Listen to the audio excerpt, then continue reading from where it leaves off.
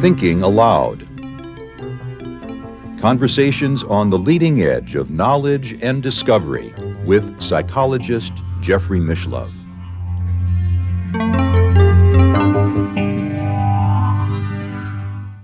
Hello and welcome. I'm Jeffrey Mishlove. Today, we'll be examining the concept of the long self. My guest is Eric Wargo, author of Time Loops, about which we've done 2 previous interviews. His newest book is called Precognitive Dreamwork and the Long Self, Interpreting Messages from Your Future.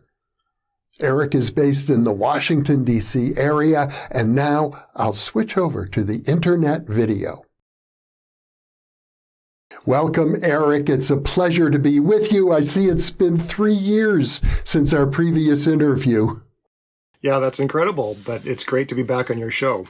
Time flies, and of course, since we're going to be talking about the long body today, I guess it would be fair to say that there is a sense in which our entire past and future is already present, and that's, in a way, what we're talking about when we call it the long body. Yeah, or the long self is the term that I use. Yeah, long body, but I was sort of inspired by that term long body, which I've seen in other traditions. But yeah, it's sort of the same thing, same idea. It's, as I recall, it's a Native American term. I think so, and I'm blanking on the name of the group that it comes from, the culture that it comes from. But yeah, I've originally seen it there, but I've also seen it in some Asian religious contexts. So if we could see ourselves as we truly are from birth to death, and maybe before birth and after death, and maybe including every part of the geography in which we've traveled, but there's even a larger sense than that, I imagine, being that everything that you've ever held in your thoughts, including really the entire universe. Right. Yeah, I mean, it's your whole life and across time, exactly. And the way I think of it is as a worm, which sounds, it doesn't sound very appealing. But I'm not talking about a little earthworm. I'm talking about a vast entity stringing through time, and this, what we experience in the present moment, is just a cross section of that. And actually, what you're saying, funnily enough, reminds me of the movie Dunne, where you have these giant worms who produce the spice that enables the space pilots to have precognitive visions. Absolutely. And Frank Herbert was he had a lot of really interesting thoughts about precognition. And there's a lot, it's a theme running through all of his novels, and I was beyond delighted with Denis Villeneuve's movie. I watched it like 5 times in the first week that it came out. I was so over the moon that he did such a good job with it, and he did a great job with the precognition aspect. I thought it was fantastic what he did with the sort of foreshadowings of later events, and the way characters that he would meet in his future appeared in a sort of symbolic way in his visions. I thought it was brilliant. Well, that's what you're exploring in your new book, is the way in which each and every individual lives simultaneously in the past and the future, and is receiving information, nuanced information from the future just as much as from the past. Yes, absolutely. Yeah, I mean, basically, if you boiled what I'm arguing down into a nutshell, and I'm not the first to argue this, but is that precognition is an aspect of our memory, and that memory goes both directions. And so, we have a pretty good understanding, we think, of how memory works in the forward-going direction. We can grasp how we have memories, we retain memories of our past experiences, but that's only half of our memory. And the thing is, those memories going the opposite direction, they obey almost all the same laws, but there's a few subtle differences which make it easy to overlook, easy to ignore, or easy to misinterpret. And so, it requires a shift in mindset to begin to see how this is operating. And that's what I'm trying to facilitate. You draw upon the work of J.W. Dunne back in the 1920s. He proposed an experiment that anybody could perform for themselves by making a careful diary of their dreams. And I think you're recommending that everybody attempt to repeat that experiment because, as you see it, it is a repeatable scientific test anyone can do. Absolutely, yeah. He is the number one pioneer in the study of precognition and precognitive dreams specifically. And yeah, his experiment with time, it was what I call it in the new book is citizen science. I mean, he was an early citizen scientist. He was trying to, he could convince himself of this, and he could, make a great argument using examples of his own dreams. But, what he wanted people to do was check for yourself. I mean, that's actually something from the Buddhist tradition too, the Zen tradition is sort of my practice. They always say, check for yourself. The point is, don't listen to what I'm saying. Don't take it on my authority. Have this experience yourself and then see what you think. And that's, so that, yes, I'm trying to carry that forward. And what I'm trying to get people to do is almost exactly what Dunne recommended. Although I add, he had a 2-step process and mine is a 3-step process. And I think you'll get better results. But yeah, basically Dunne was the pioneer. Well, and let's review those 3 steps. Okay. Well, number 1 is what a lot of your viewers and listeners probably already do, is record your dreams. And that means all of your dreams. And it means in as much detail as you can muster, given the time and so on. I mean, we're all busy people and we have competing demands, but really have a dream journal and record every single dream you can remember, however fragmentary, however, whether it's just a few images or if you can get all of the details, record those. Now I'll jump to the 3rd step because it's the same as J.W. Dunne's 2nd step, which is, and this is the ticket. This is the most important thing. And that's what distinguishes what we all of us dream workers and dreamers do, from actually doing precognitive dream work, which is at the end of the day, set aside your dream records, but then at the end of the day, before you go to bed, say, go back to your dream from that morning and the dreams you had the previous few days, couple days. I mean, no one has time to check their whole dream record, but the point is, look at those dreams and reflect. Just kind of reflect. Okay, what are there any things that stand out as being weirdly connected to what happened in your life in that interim? Now, I add a 2nd step that Dunne didn't add, and that is free associating. And by free associating, I don't mean anything esoteric or difficult. I simply mean when you first write down the dream, just think about everything you're writing down, and just think, what's the first thing this reminds me of? What's the first thing this character in my dream, some random person maybe from TV or from, your past. What's the first thing that comes to mind? And often there'll be some weird thing that comes to mind immediately. That's, it may be very personal, kind of embarrassing, keep your dream record, private, but be honest and write down just those associations, those things that just naturally come to you when you're writing the dream down.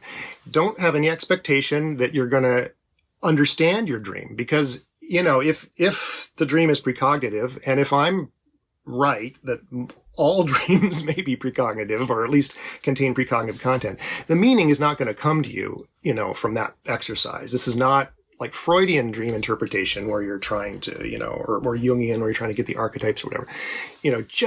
Just write down those associations, because more often than not, when you detect a connection to your lived experience over the next few days, likely, it's going to be to those associations in the dream. And there are very interesting reasons why the dream works in an associative manner. And this was one of the things that we can talk about Freud a bit. I mean, Freud, he got a lot of things wrong, but one of the things he got right was that dreams speak a language of association. And that's and Dunne actually was writing, in the shadow of Freud. And in fact, he didn't dispute anything that Freud said. He just thought that, well, the dreaming brain reaches into its future as much as into its past to construct a dream. But he was still looking for obvious connections between a dream and something that happened the next day. And a lot of associative kinds of things he would totally have missed doing that.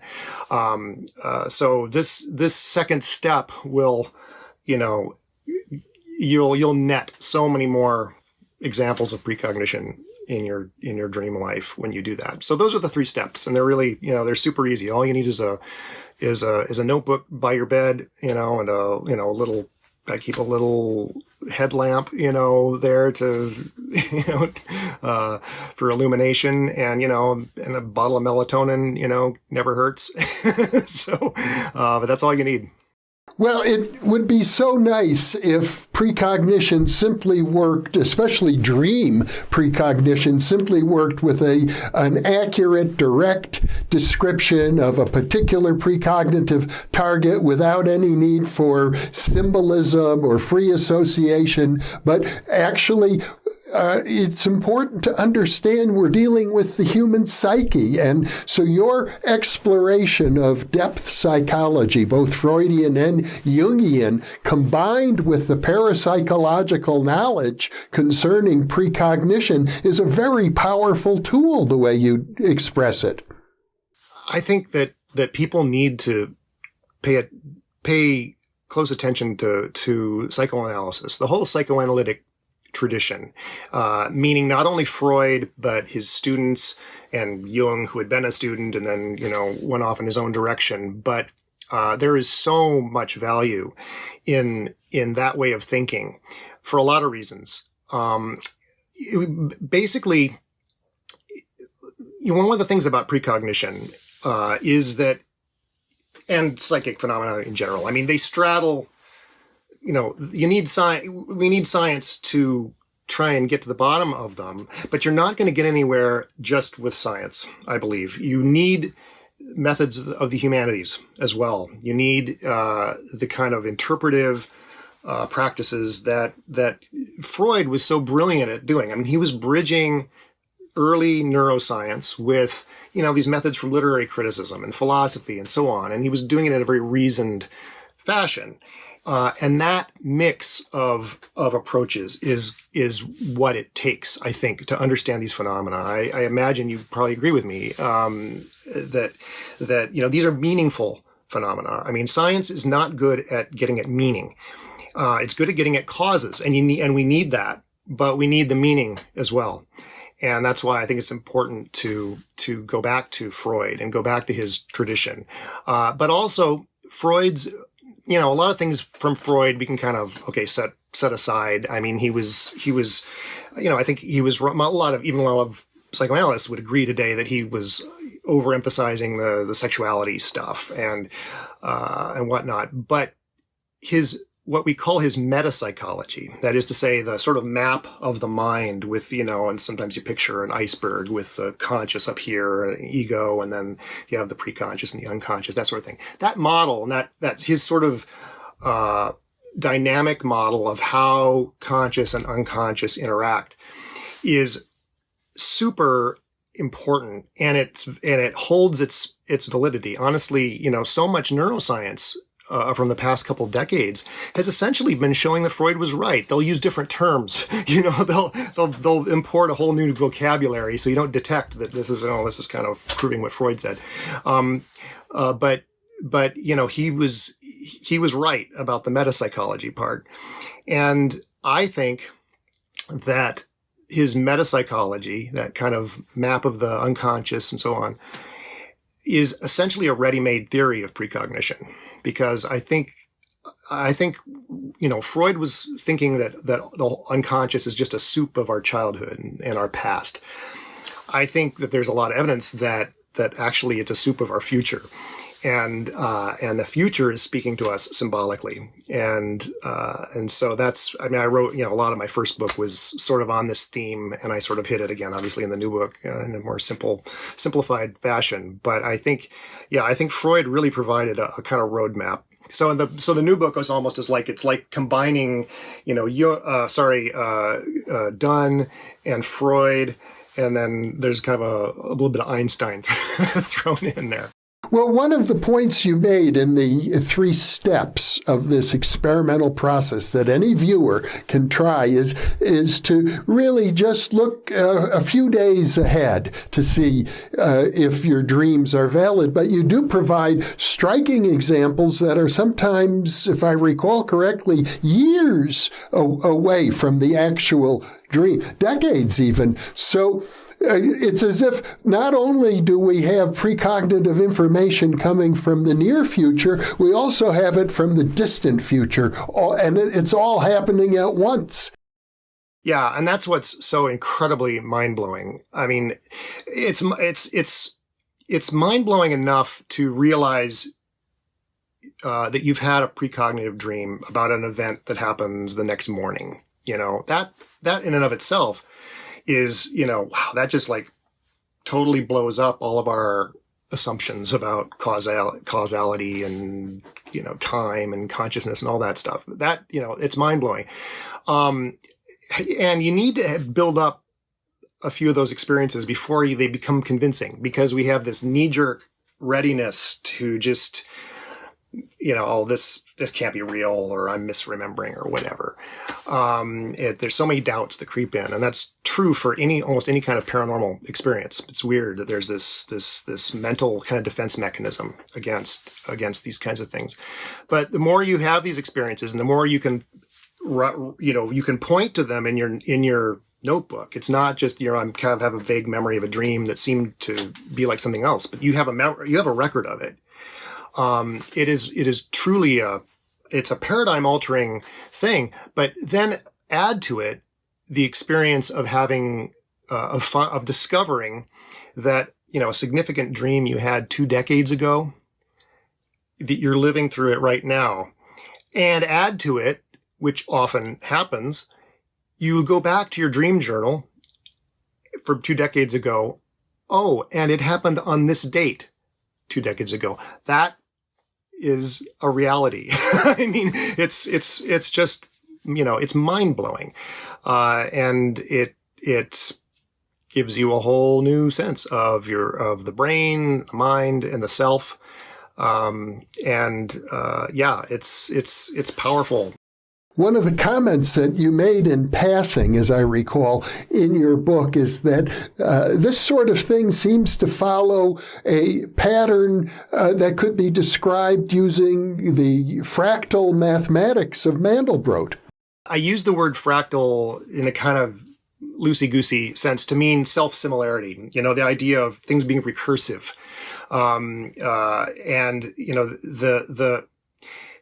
A dream is often this kind of, kind of an expression, kind of in miniature, of a larger life situation that includes often your own going back to the dream journal. So one of the really fascinating features of the dream world is what I call time gimmicks. Sometimes you'll detect, you'll record in your dream there's some element of the dream that relates to time travel, or there has an anachronism of some kind. And I've learned that those elements often, I can't tell what the dream's going to be about really, or what event, this precognized, but I can sometimes tell that, okay, I'm definitely going to know that this dream was precognitive as the event is occurring, because what those elements seem to be are symbolic representations of going back to your dream journal to verify that you had a dream about this. So there's this, it's it's mind blowing to have these experiences where where your dreaming mind, a year ago or last night, knew that you were not only going to have this experience, but you were going to go to your dream journal right after it happened and check and verify that you had that experience. And so puts in a symbol in the dream of you looking back at your dream journal. I mean, it's just... Well, you made this motion, and it reminded me of your first book, Time Loops. And this is really a classic example of a time loop when you precognize yourself, realizing that it was a precognition. Yeah, absolutely. But honestly, it's all time loops. I mean, even if we don't, do something as obvious as going back to our dream journal, the logic of precognition is always going to be a loop, because you are always your dream, writing it down, whatever your dream got you to do. I mean, even if it's just to hold a memory in your head or take 5 minutes to write it down, whatever it did, that's an effect in your life. I mean, that's, that has a butterfly effect kind of influence on your subsequent life, right? And those actions in your life led you to that moment where you had that experience that you dreamed about. So there's always that looping aspect of it. And this is the part that throws people. This is the part that and I think it's why there's kind of been, it's almost acted as a force field, I think, for many decades against people kind of squarely confronting precognition. And I'll say that it was a force field on Carl Jung, because honestly, my favorite example of a time loop is his famous scarab dream. Okay, in his office, and this I believe this happened probably in about 1920. I read about it a lot in my first book, but I returned to it in the new book because it's such a fascinating story. But he had this patient who was very inaccessible, very hyper rational, and so on. And she's in his office, and he's feeling kind of bored and doesn't know what to do with this woman, and she tells him the dream that she'd had the night before about someone giving her this piece of golden jewelry in the shape of a scarab beetle. Okay, and I'm sure that 99% of your listeners probably know the story already, because it's the story is everywhere in New Age writing and parapsychology, whatever. It's a classic. It's probably the most famous thing Carl Jung ever wrote, and it's from his book Synchronicity. But anyway, and so, just then as he's hearing this patient tell him this story, he hears a tapping on the window behind him, and he turns around, and there's this little beetle, on the glass, and it's a European relative of the dung beetle, called a rose chafer. And so he opens the window, lets in, holds the beetle and hands it to his patient and says, "Here's your scarab." Well, this people, he saw this as a synchronicity, and that is to say, he was focusing on that moment in the consulting room, and he thought it was coincidental that this patient was telling him this dream, and then the insect shows up. But in fact, what he was sort of ignoring was that, no, it was a precognitive dream on the part of his patient. His patient had this dream, and that dream led her in that situation to tell him her dream. And only because she was telling him her dream, this coincidental appearance of the insect, it became a time loop, because her telling him the dream is what got him to give her the insect. And what's even more interesting is that her dreaming mind symbolized the incredible value of that moment to her. I mean, he says in the story that this coincidence, it opened her up, and it lay, it was like a rebirth, and he sort of looked to the symbolism of the scarab and so on as a rebirth symbol. But in her dream, she's not literalistically receiving an insect from her therapist. She's receiving a piece of gold jewelry. Okay, something incredibly valuable is what it said in the description. So her dreaming mind is already knows not only that someone's going to hand her this insect, but that it's going to be incredibly valuable. She's going to this is going to be a really valuable moment in her life. So that's the loopy and symbolic way that dreams work. And I do think that symbolism in dreams is a direct effect of the time loop aspect. Well, another point coming out of this experience is that synchronicities or precognitions, whatever you want to call them, and theorists sometimes think that synchronicity is the basis of all precognition, and other theorists think precognition is the basis of all psychic phenomena. But in any case, when it happens to you, it very often leads to an epiphany being that the external world and the materialistic culture in which we're embedded doesn't provide all the answers. The same can be true of paranormal phenomena in general. And this is an argument that our, mutual friend Jeff Kripal has been making lately, that's what the paranormal is. It's a way of busting us out of, and the point is not to land on some certainty or some, the whole point is to finally realize, we're not going to get any certainty here. Well, going back to J.W. Dunne, he was, even though he's been largely forgotten in today's world, he was quite influential in his own day. You report on a number of prominent figures who were very much influenced by him back in the 1920s and 1930s. Yeah, he was incredibly influential on writers of the middle of the century. Some of, very famous writers who you'd be surprised were reading J.W. Dunne and being influenced by him. The number one example that I don't think people realize is J.R.R. Tolkien. Dunne's book was a topic of discussion in the Inklings group that Tolkien was part of, along with C.S. Lewis. Okay, and they discussed this book. And C.S. Lewis actually wrote it into one of his novels. I forget the name of the novel, but it was published after his death. But there's a scene in it where essentially versions of the Inklings are debating this topic of precognition, and J.W. Dunne, and one of the characters says, J.W. Dunne has proven this. This is, if you just do the experiment yourself, you will find that it's true, which to me is an indication that C.S. Lewis did his experiment, at least to his own satisfaction.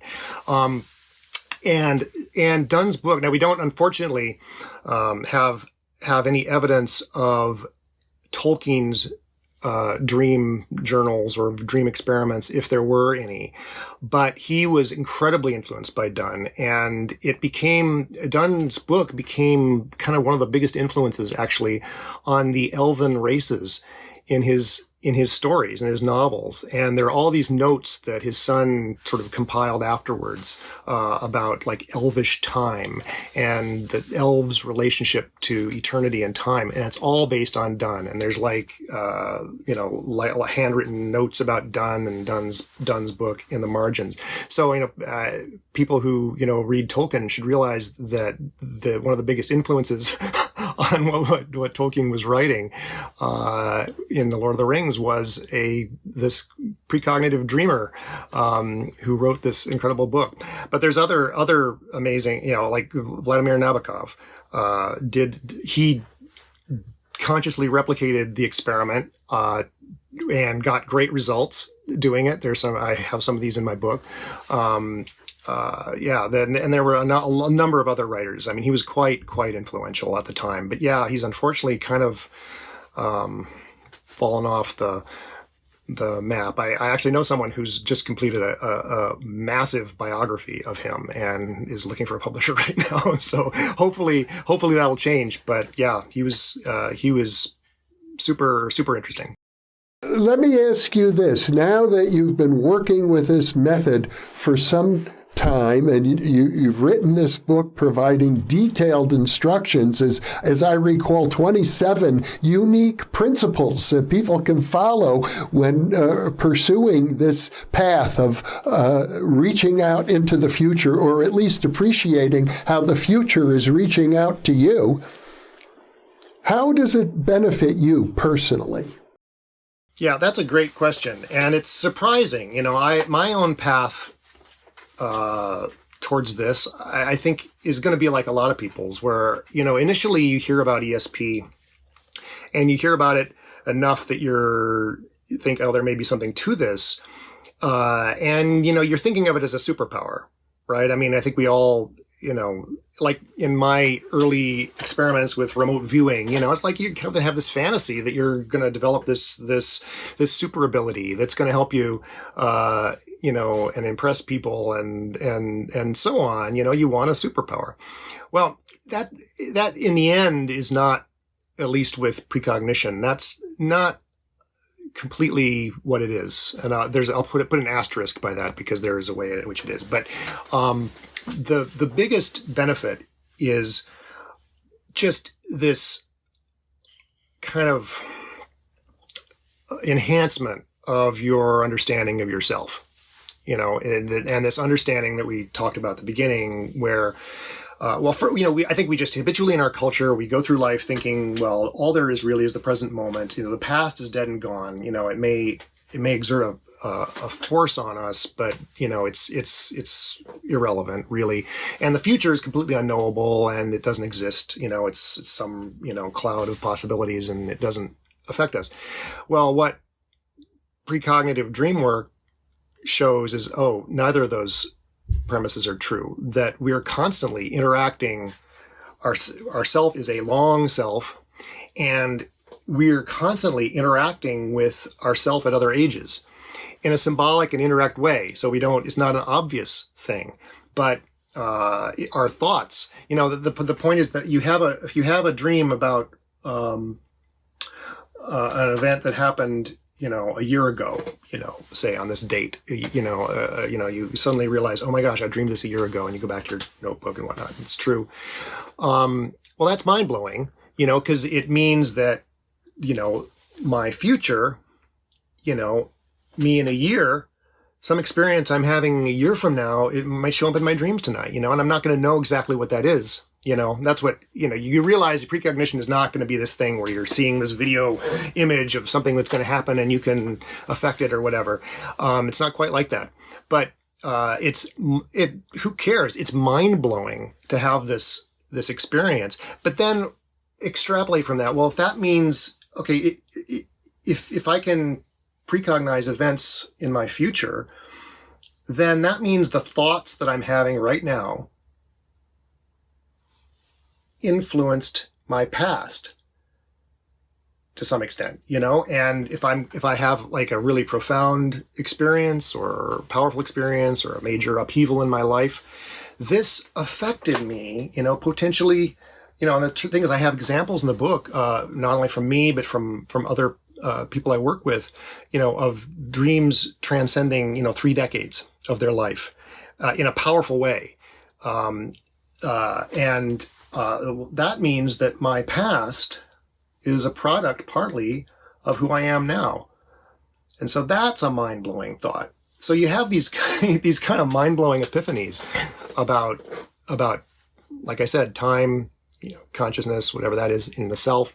And it's just this radically transformed view of who you are. And it makes you appreciate yourself a lot better and forgive yourself.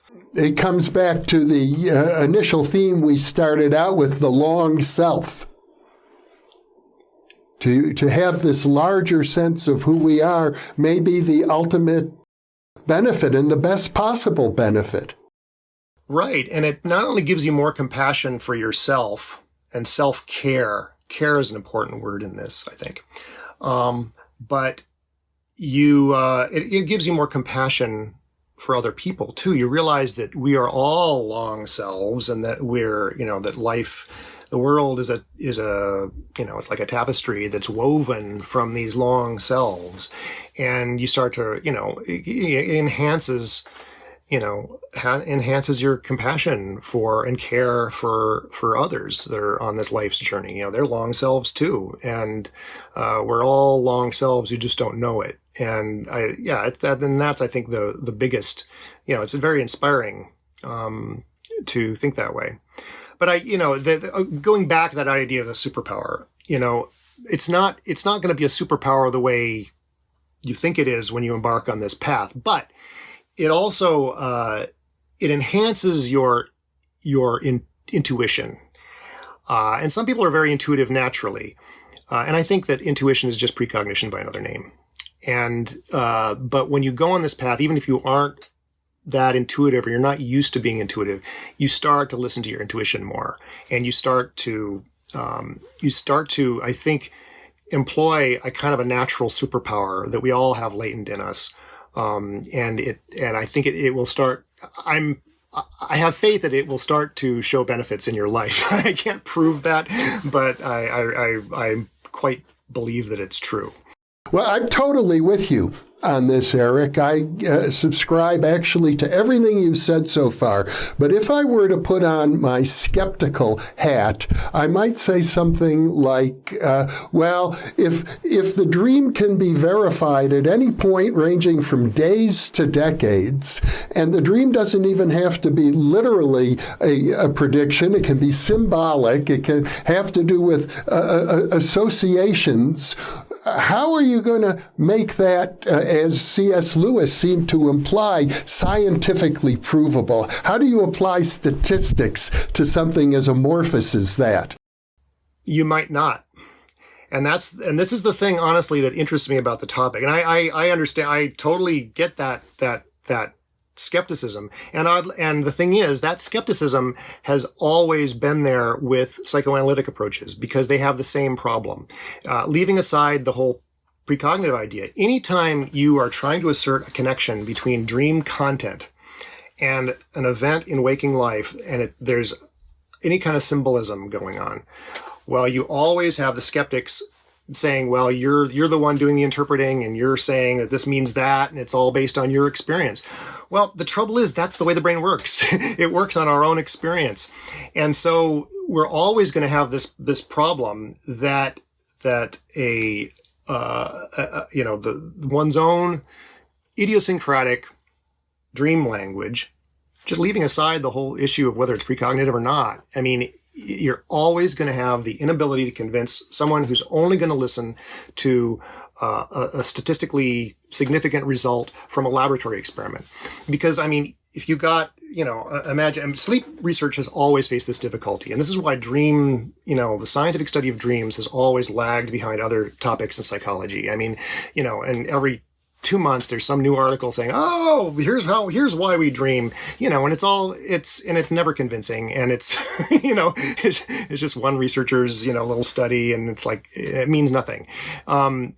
It's very hard to study dreams because of that meaning component. Okay. This is why, anything that's highly meaningful to people, it's always going to slip through science's nets. And so, this is why I make this argument in my first book, and I kind of wish I'd made it again in the most recent book to address this exact skepticism, is that you need reason, and reason is this thing that we've kind of lost sight of. I mean, it's like old-fashioned, old-timey philosophers talked about reason, but no, we need, this idea of reason as like, what's a reasonable compromise between what science is able to show and what other methods are able to show, and this kind of reasonable ability to put them together in a way that's never going to be perfect, and it's never going to be 100%. Like, you cannot 100% prove that any dream you have is precognitive of a later event. And you can, maybe 100% prove it to yourself because you were there and but, no one else is going to be able to make that connection with the same level of conviction that you are. So there's always going to be this nebulous uncertainty, and I'm a lover of uncertainty. I'm very happy in the world of uncertainty, and I know a lot of people feel the opposite. But if you're comfortable with uncertainty, then this is a great topic. But incidentally, the same exact problem faces physicists who are trying to study retrocausation, which is the physical principle that essentially allows something like precognition to exist. That is to say, causes that travel backwards in time against our usual understanding of the arrow of time. And this is an increasingly big topic, actually, for quantum physicists. There's a growing kind of community of quantum physicists who think that retrocausation is actually the answer to a lot of the old quantum conundrums of the measurement problem and so on. But proving this experimentally is extremely difficult and for exactly the same reasons. Because how do you distinguish, a proposed cause happening in reverse from an effect of your measurement, effectively? But new methods are sort of increasing the ability to maybe do that, but never with 100% certainty. Again, it's like there's always this margin of doubt in these findings. But it's it's what makes the topic fascinating. And yes, your criticism. Yeah, that's always going to be there. But it doesn't. That's not just with precognition. Well, it's very interesting. My dissertation advisor back when I was a graduate student was a philosopher, Michael Scriven. As I recall, he wrote a book called Reasoning. That was his emphasis, and he delivered the keynote address to the Parapsychological Association. I think it was 1961, 1962. And his theme was this, that parapsychology is a science with a lot of data looking for a theory, and psychoanalysis is a science with a theory looking for data. That's great. I'm going to track down that because that's the perfect setup for what I'm arguing. That hey, psychoanalysis meet parapsychology. That's yeah. And of course, Freud himself, at one time, I know he said if he could do it all over again, he would go into parapsychology. But at the same time, he was a bit frightened by it. Yeah, he was. People kind of characterize him as a skeptic, but he wasn't. I mean, he was very very interested in telepathy and numerology. I mean, he had a lot of experiences in his consulting room that were paranormal, essentially. He didn't believe in precognition, however, which I think is a very interesting detail in his life. And as you know, there's a lot of real estate in both of my books taken up with the ironies around Freud's doubt about precognition, because I think it was central to his kind of complexes and so on. You can kind of psychoanalyze his doubts about precognition, but yeah, he was very interested in telepathy, and late in his career, he felt freer to write about it. I mean, it's understandable, he's trying to kind of start what he saw as a new science, and he didn't want to alienate. He was already facing so many doubters and skeptics that he didn't want to alienate a whole nother group of people. So it's understandable. I mean, it's kind of professional. He's managing his professional, reputation and stuff. You spend some time in your book talking about how precognition and backwards causality as well would be an example of teleology, and teleology is forbidden in science. I had never thought of it that way. I thought of teleology meaning purpose, intention. Well, that's why it's forbidden in science. See, this is, I think this is a very interesting part of the story about why people are so skeptical about this topic. Back at the beginnings of the Enlightenment, what we call this, the Enlightenment, Isaac Newton and those guys, they, the number one rule is you had to leave God out of the equation. Okay, you had to leave God out of the scientific equation. It's not fair bringing some divine force. The whole point is you have to explain the natural world completely naturalistically. At that point, they couldn't imagine a teleology. They couldn't imagine a sort of backwards causation that wasn't part of God's purpose. Okay, that wasn't an aspect of God's purpose. They couldn't imagine that just automatically meant the divine to them. And so yeah, that became forbidden. And scientists to this day have this powerful knee-jerk reaction, unless they're physicists who are kind of open-minded to this. Actually, there's a very powerful kind of knee-jerk, defense, not knee-jerk. I mean, it was trained into them. It's trained into scientists that you don't bring in miracles, and it's hard. You have to. What I'm trying to do in my book is to convince readers who may be on the fence about this that this is not a miracle. I'm not talking about the supernatural. I'm not talking about something that is outside the bounds of physics and biology and so on. I think that physics and biology are going to accommodate this in the future. There's going to be a very expanded understanding of what we mean by science and materialism. Even, I sort of am this kind of lone banner holder of materialism in this, world of parapsychology where everyone's so anti-materialistic right now. Well, I think, reimagine materialism. You can reimagine materialism in really interesting ways. And I think this is one of them. But yeah, that's sort of the background. I think that's the backstory for why scientists often are just so knee-jerk, like opposed to anything like precognition. A lot of scientists are open to other paranormal phenomena that don't automatically imply causes going in reverse, but there's this just powerful stigma or something against, retrocausal explanations. Well, if I go back to my graduate school days, my professor, Michael Scriven, used to say that the materialistic metaphysics, it's like imperialism. It will modify itself to take into account new data. So if we have to transform what we mean by space and time in order to fit it into a materialistic framework, we'll do that. But one other point I'd like to make, I had another professor on my doctoral committee in parapsychology, C. West Churchman, who was a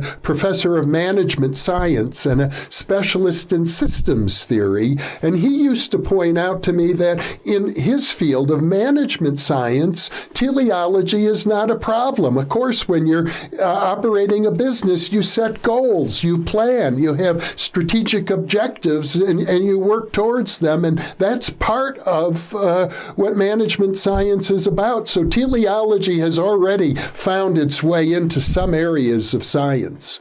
And then kind of on the margins of science, you also have people in biology who are, maybe intelligent design proponents or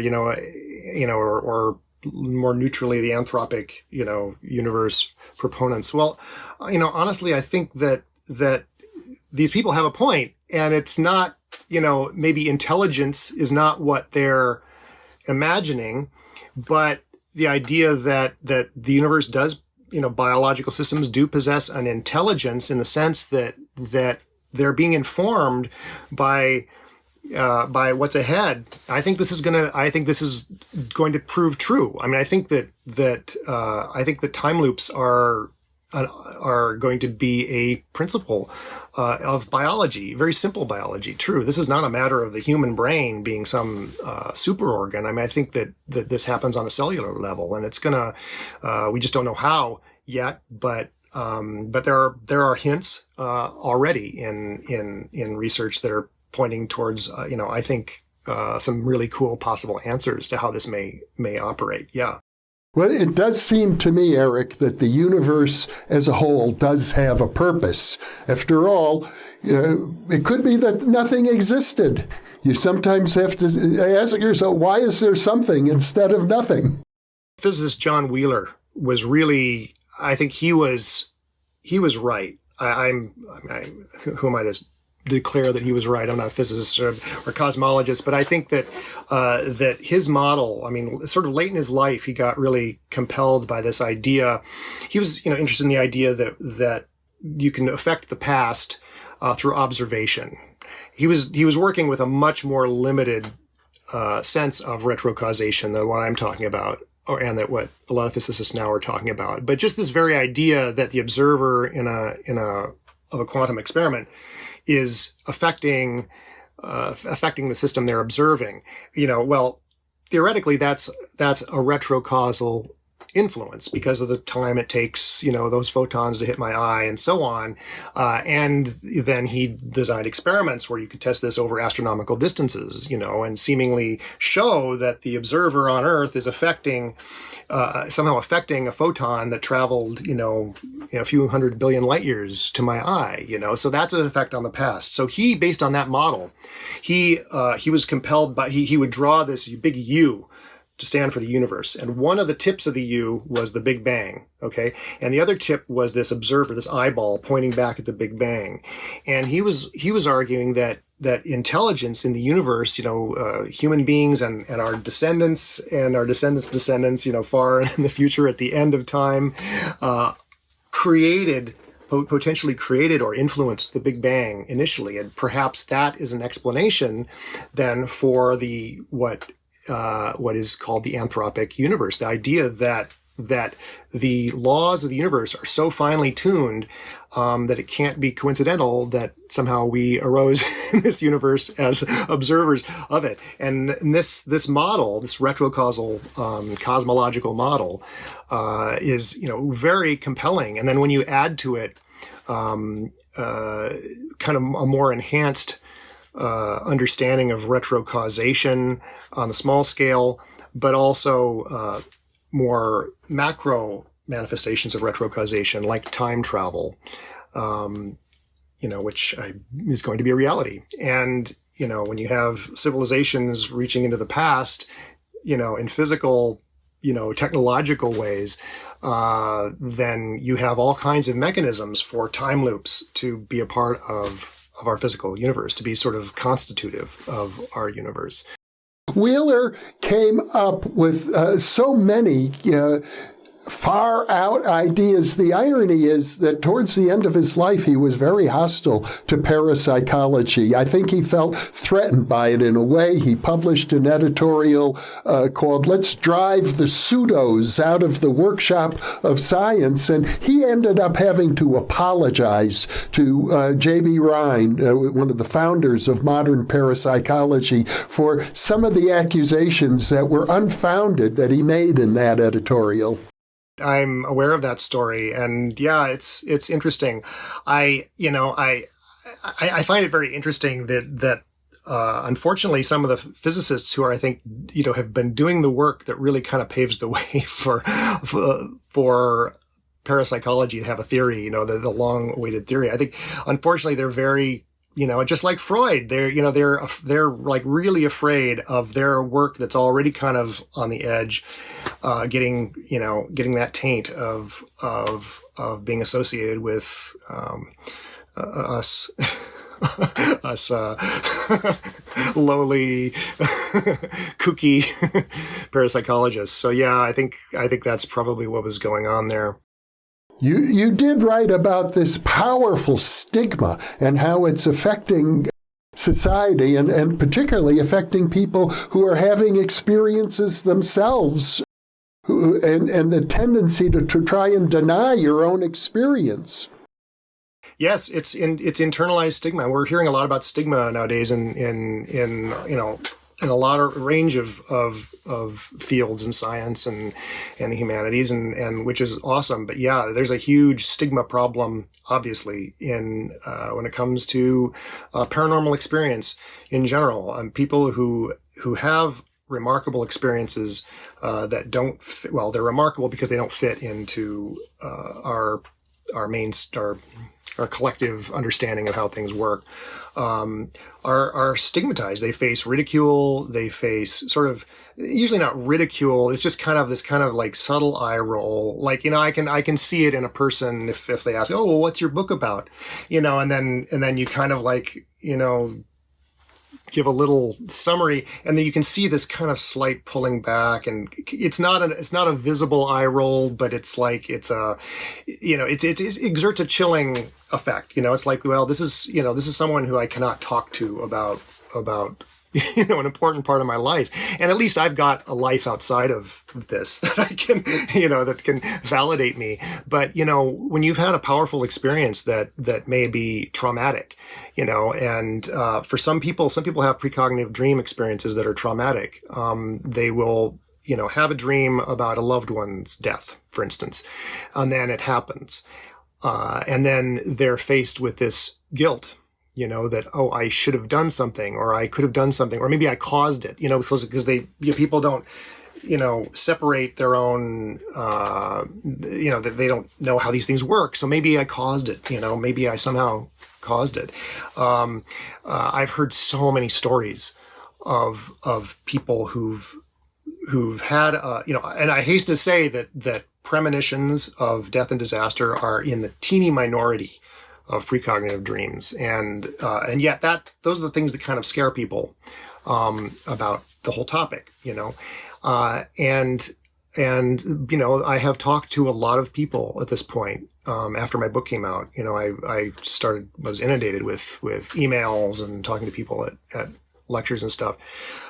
People sharing, occasionally heartbreaking stories, and the heartbreak is in that they feel such trauma and such guilt around these things that, in fact, there is no way you can be guilty of this. If you understand how a precognitive dream actually works and this time looping aspect, it's not your fault that you didn't act on that dream, or that you didn't understand that was a premonition or whatever. That was going to happen. That thing was going to happen, dream or not. And for whatever reason, you had a dream that, beforehand, that, the biologically we can suppose that the system kind of helps prepare us, and I think if we had a better understanding of how it worked, we would be able to accept that. But it produces all these misunderstandings that are traumatizing to people. You wrote, for example, a famous instance of this involving the great writer Mark Twain. Yes. Yeah, absolutely. I mean, that's honestly one of the best, clearest examples of how all this works, and this guilt aspect. I mean, yeah, before he was Mark Twain, he was Samuel Clemens. He was a pilot in training on a riverboat on the Mississippi called the Pennsylvania. And he got a job. He got a job for his younger brother on the same riverboat, his younger brother Henry. I think he was about 18 at the time. Anyway, they were sort of between runs on the boat. They were staying with their older sister in St. Louis. And